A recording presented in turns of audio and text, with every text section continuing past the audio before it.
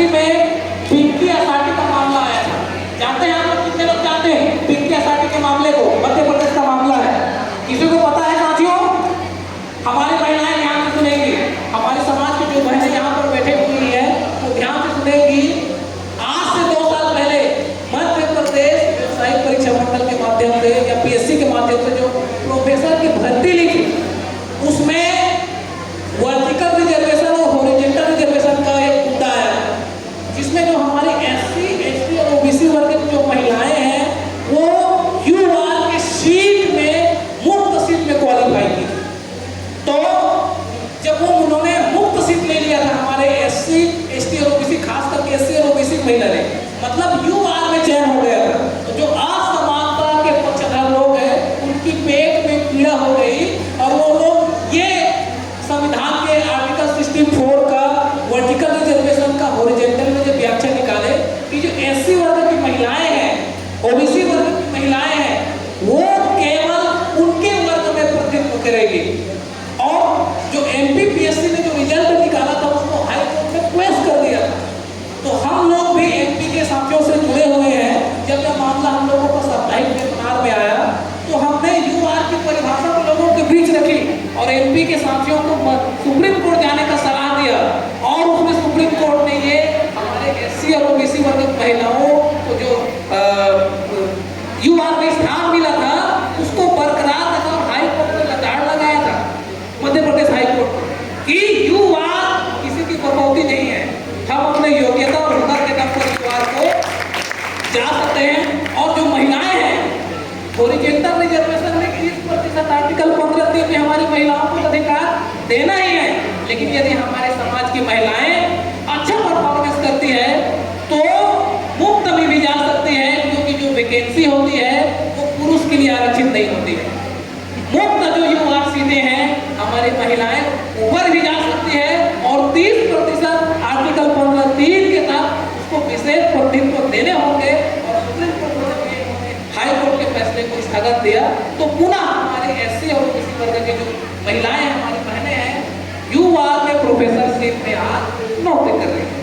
ये हमारे संविधान को जानने का परिणाम है। आदरणीय हमारे डी.आर. बंजारे सर हर संविधान मेला में हमारे समाज के लोगों को कहते हैं कि इन 73 वर्षों में संविधान को नहीं जानने का परिणाम क्या है। तो आप सब लोग संविधान को समझे, इसलिए एमपी की प्रोफेसरशिप में हमारे एससी और ओबीसी वर्ग की महिलाएं वहां पर गई। मैं व्याख्या कर रहा था फिर आर्टिकल 64 और 335 पर, क्योंकि जहां पर जिसका उदाहरण आ रहा है वहां पर उसका बात रखना बहुत जरूरी है।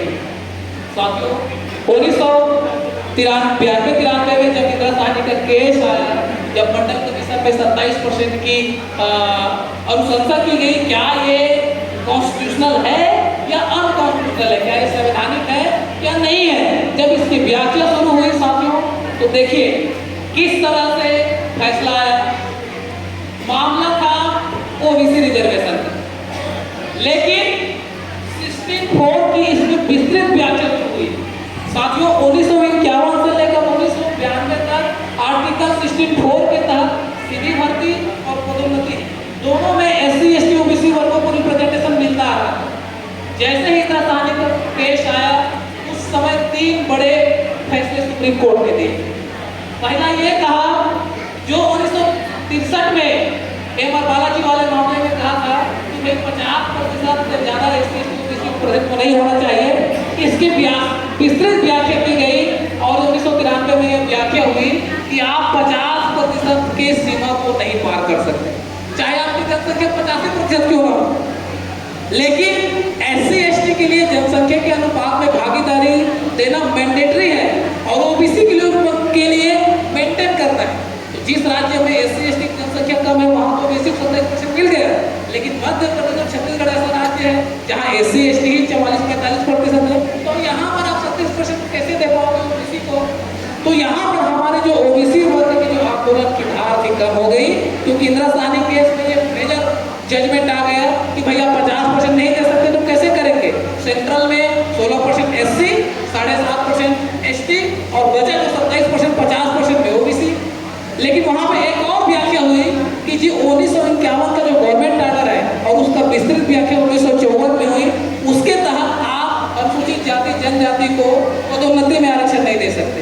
मतलब आर्टिकल 64 केवल सीधी भर्ती में प्रतिनिधित्व की इजाजत देता है। आर्टिकल 64 पदोन्नति में विशेष प्रतिनिधित्व की इजाजत नहीं देता है। आप 5 साल तक इस नियम के तहत SC ST को दे सकते हैं, उसके बाद आप SC ST वर्गों को आर्टिकल 64 के तहत पदोन्नति में रिजर्वेशन नहीं दे सकते। एक बैरियर और लग गया हमारे लिए।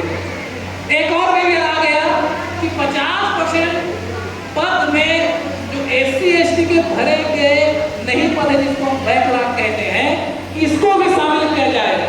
मतलब जो पिछले 1-2 वर्षों 3 वर्षों में हमारी जो पद बच गई है, और बचना उस समय लाजिम था क्योंकि हमारे लोग पढ़े लिखे कम थे, हमारे बैकलॉग हो जाते थे।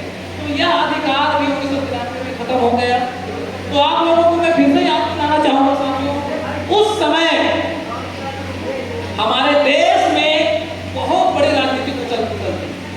उस समय जिसकी जितनी संख्या भारी, उसकी उतनी हिस्सेदारी का उत्तर भारत में बहुत बड़ा मूवमेंट चल रहा था माधव कांशीराम साहब जी के वजह से। और ये इस आंदोलन के वजह से जो सरकारें थी वो हिल गई थी। और प्रथम संविधान संशोधन 1951 के बाद 1995 से लेकर सन 2000 तक 4 बड़े संविधान संशोधन हमारे SC ST और OBC वर्ग के हित में हुए। और कौन कौन सा था? इंदिरा साहनी के केस ने कहा था कि आर्टिकल 64 सीधी भर्ती में SC ST वर्गों को प्रतिनिधित्व की इजाजत देता है, पदोन्नति की नहीं देता। इसके लिए 1995 में 77वां संविधान संशोधन लाया गया। 50% के पदों की गणना में बैकलॉग पद भी आएगी। इसके लिए